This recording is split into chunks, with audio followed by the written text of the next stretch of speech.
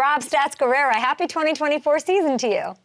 Oh, yeah, it's real happy. You know, you're throwing flowers at Devontae Adams for coming on after a loss. The only time you ever have me on is after the 49ers lose. Did you see the Bengals game, buddy? I did. It was rough. It was good for Jaden Daniels. Good, great for Jaden Daniels and great for the Rams and Sean McVay. Let's go. Your Niners, still the favorites, Mike. Let's just start there. Still the favorites. Your thoughts? I'm so tired of that. So what? Like what? This team, they love to talk about, oh, we're the best team and they're the favorites. Kyle Shanahan earlier this offseason said, we're favored in every game. So what? Look how they played yesterday or Sunday. They gacked that game up. They just kept handing it to the Rams over and over and over again. Everything they couldn't do, they did. They allowed a long punt return. They allowed a fake punt to go for a first down. The Rams had 7 plays of over 15 yards or more in the game. It was a complete disaster, and this was supposed to be the get-right game, right? The Rams are the team the 49ers always beat, and yet not on Sunday.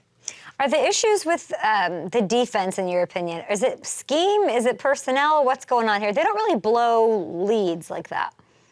It's a little of both, and it's a little scary, frankly, because they're bad at the times when they're supposed to be good. On 3rd and 7 or longer, the time when you're supposed to come up with the exotic things on defense and the exact situation you want to put the offense in. On 3rd and 7 or longer, 49ers defense is allowing a quarterback rating of over 144. So when it's supposed to be hardest for the offense, the Niners are making it the easiest. And it just seems like everybody has figured it out. This defense was supposed to be, our guys are better than your guys. We're going to line up. We're going to do what we do. We don't care if because we're just better than you.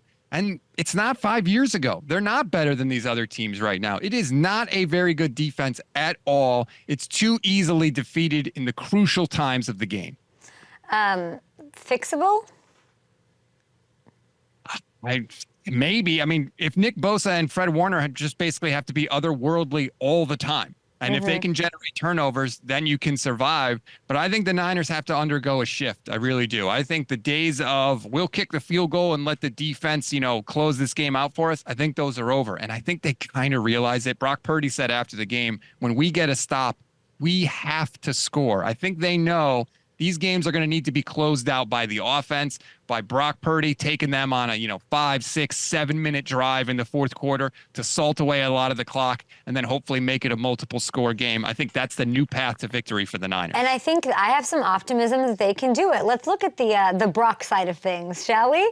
No Debo, no Kittle, no CMC. Phenomenal, though.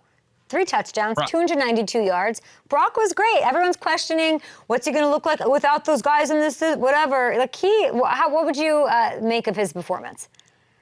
He played even better when I rewatched the game a second time. There were so many plays where Colton McKivitz on the right side is just getting completely blown away off the snap of the ball. And you don't notice it because Brock Purdy's moving around, making plays, finding Juwan Jennings deep down the field. Brock Purdy was outstanding on Sunday. And if the 49ers had won that game, he'd be getting so much praise, but they lost in horrifying fashion. And so it kind of goes unnoticed. Is he banged up right now?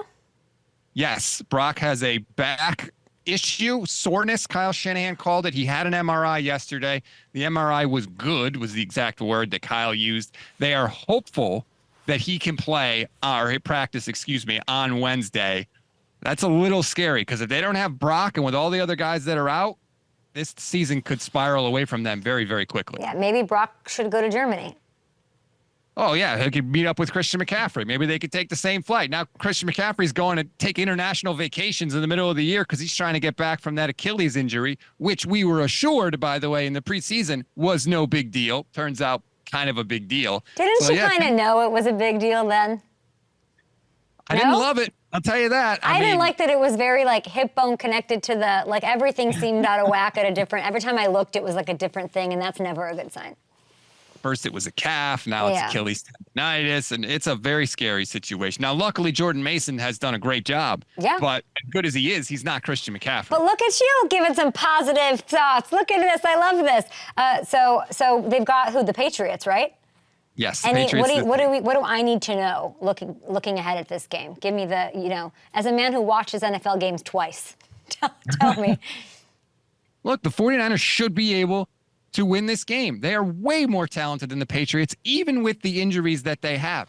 But the 49ers they've been playing with their food a lot of the time. They don't put teams away. And when you let lesser teams hang around and when you give up chunk plays like the 49ers did on Sunday and your special teams is in shambles like the 49ers special teams always seems to be, you can lose games that you should win. That's what we saw on Sunday, and that could very easily happen this week if the 49ers do not handle their business.